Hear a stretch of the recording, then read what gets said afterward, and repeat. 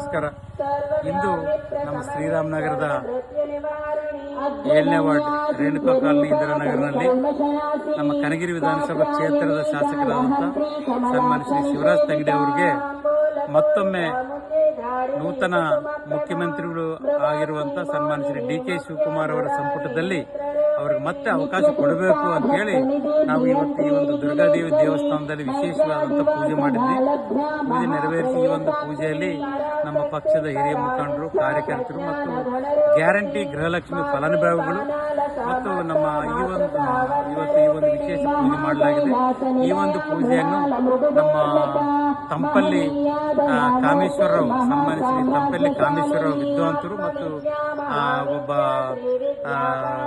ಗುರುಗಳಾದಂಥ ಕಾಮೇಶ್ವರರಾವ್ ಅವರ ನೇತೃತ್ವದಲ್ಲಿ ಈ ಒಂದು ಪೂಜಾ ಕಾರ್ಯಕ್ರಮ ಮಾಡಿದ್ವಿ.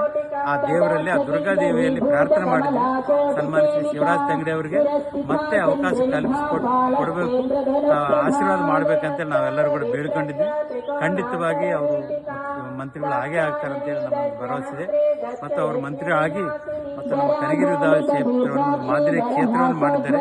ಮತ್ತು ಇನ್ನೂ ಹೆಚ್ಚಿನ ರೀತಿಯಲ್ಲಿ ಅಭಿವೃದ್ಧಿ ಆಗಲಿ ಮತ್ತು ನಮ್ಮ ಕರ್ನಾಟಕ ಮತ್ತು ನಮ್ಮ ಕೊಪ್ಪಳ ಜಿಲ್ಲೆ ಹೆಚ್ಚಿನ ರೀತಿಯಲ್ಲಿ ಅಭಿವೃದ್ಧಿ ಮಾಡಲು ಅವರು ಶ್ರಮಿಸಬೇಕು ಅಂತೇಳಿ ಆ ದೇವರಲ್ಲಿ ಇವತ್ತು ಪ್ರಾರ್ಥನೆ ಮಾಡಿದ್ದೀವಿ. ನಮಸ್ಕಾರ.